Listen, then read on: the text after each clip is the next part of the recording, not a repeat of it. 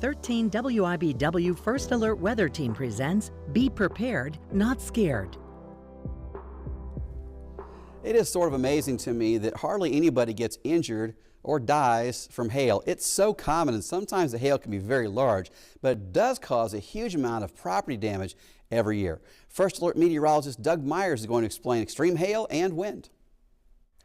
Hail and wind are very common hazards here in northeast Kansas. In fact, even more common than tornadoes. Look at last year, 177 severe thunderstorm warnings that the National Weather Service issued across northeast Kansas compared to just 8 tornado warnings. And that usually is pretty common for us here in northeast Kansas. Obviously, tornadoes get all of the rage and all of the hype, but we still have to be cautious of the wind and the hail. Let's talk about wind. Microbursts, that's almost just like a tornado. In fact, all a microburst is, it's winds that go straight down rather than rotating like it would be in a tornado. So what causes that? Well, you have dry air coming into the clouds where you have some evaporated cooling. The cool air falls and accelerates downward, and you can have winds in upwards of 150 miles per hour over a very small area. So it can do just as much damage, maybe even more so than a tornado. And so we really have to pay attention to that. And sometimes it's very hard to know whether a microburst will happen or not. Sometimes they come out of nowhere. So also really important, you can have a wet microburst with a lot of rain coming down, or a dry microburst where you don't have any rain, but you have all that wind coming down.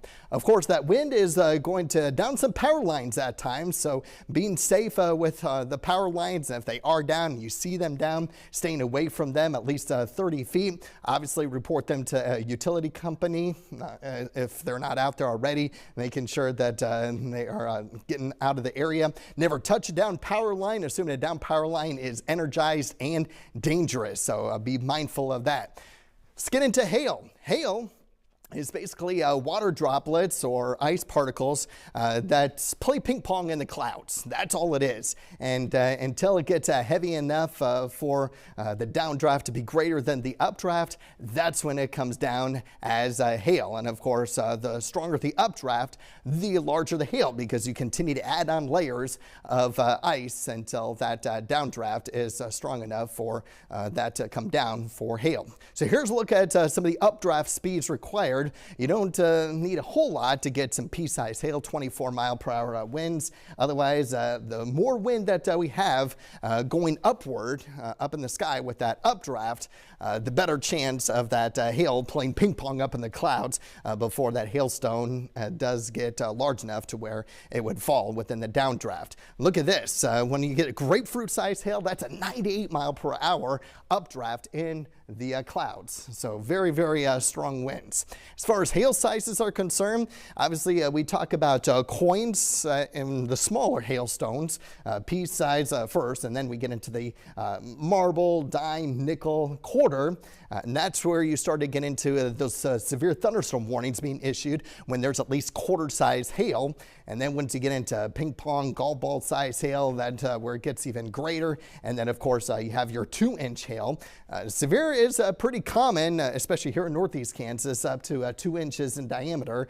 Once you get into these sports balls, the tennis balls, the baseballs, the softballs, which we get every year, at least somewhere in northeast Kansas. So we have to be prepared for this, that it can get in upwards of 4 inches in diameter. And then of course grapefruit is 4.5 inches in diameter. So very important to take all of these hail and wind reports seriously, and these severe thunderstorm warnings seriously, because it does not take long for these storms to really get going. This is a time lapse from our Emporia camera, and you can see how quickly it wasn't too bad out, but it gets really dark very fast in a short period of time. Of course, this is sped up, but this can happen within about 15 to 20 minutes, even less than that, if storms really start getting going out of nowhere. So really important that you are aware of any severe weather situation and knowing the forecast and being prepared and taking severe thunderstorm warnings just as seriously as a tornado warning.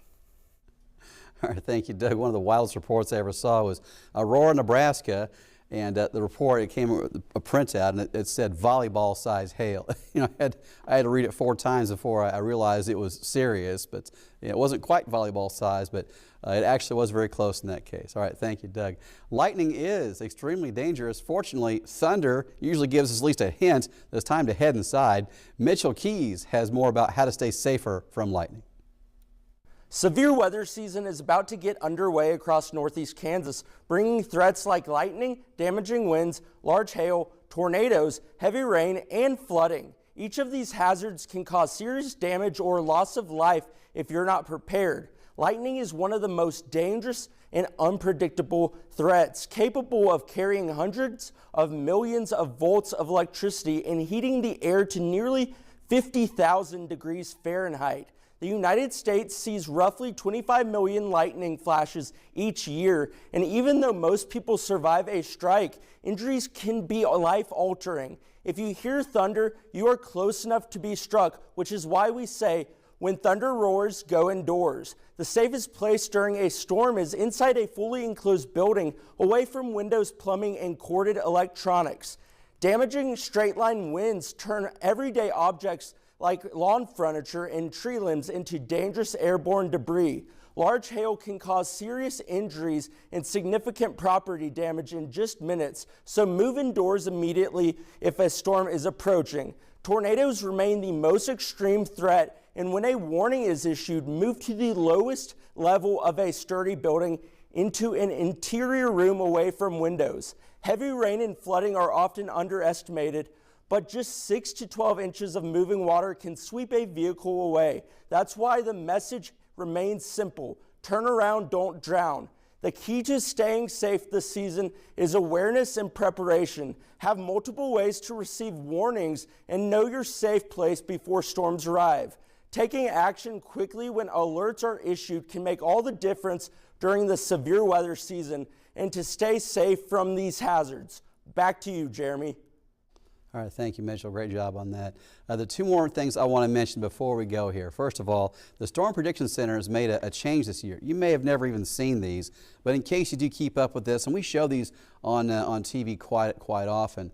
The old way for the Storm Prediction Center had 5 categories, and basically it goes slight, enhanced, moderate, high, those categories. But now they are also going to add the possible intensity of storms. So I'm going to try not to confuse folks with this year, because we're going from 5 categories, moderate being the level 4 out of 5 and high being level 5 out of 5.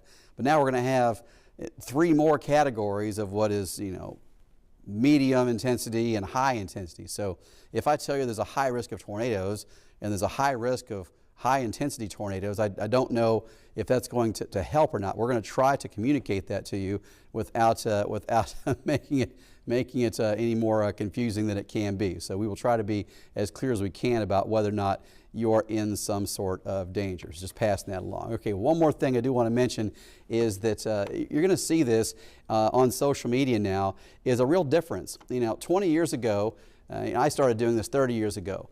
And if you got a forecast from somebody, it might be radio, it might be TV, could be a newspaper. There are different services you can get.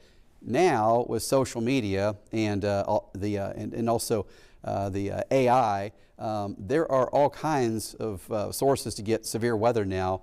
And if you hear somebody say meteorologist, or you see a really good-looking social media page, try to figure out who it is. So if you're following one of these, my 12-year-old could set one of these pages up. They look really good, and just to have an AI scrape some Weather Service stuff and put it up, some of these are going to look very credible, and you just need to kind of pay attention to what's out there now. So I just want to alert you of that. Not that you can't look at other stuff. There's another TV station here in town. The folks over there do a great job. We compete with them, but I respect those folks.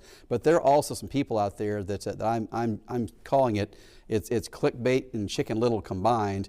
And these people are scaring folks in the community. So if you have questions, you can email me. You can drop me a line on Facebook or give a call, and I'll try to get back to you. But there's a lot of confusion out there, and just some folks that, you know, they're making money off of scaring people, and that truly is wild, because in Northeast Kansas we have enough really scary weather at times that you don't have to come up with some wild story or try to make it sound like the worst case every time it rains. So that's our show for today. I hope to see you tonight on 13 News at 10. I appreciate you spending your time with us here today, and I appreciate watching us right here on the WIBW channels. Have a great day. Get the latest news, weather, and sports at WIBW.com. Thank you for watching 13 News, the 2025 Kansas Association of Broadcasters Station of the Year.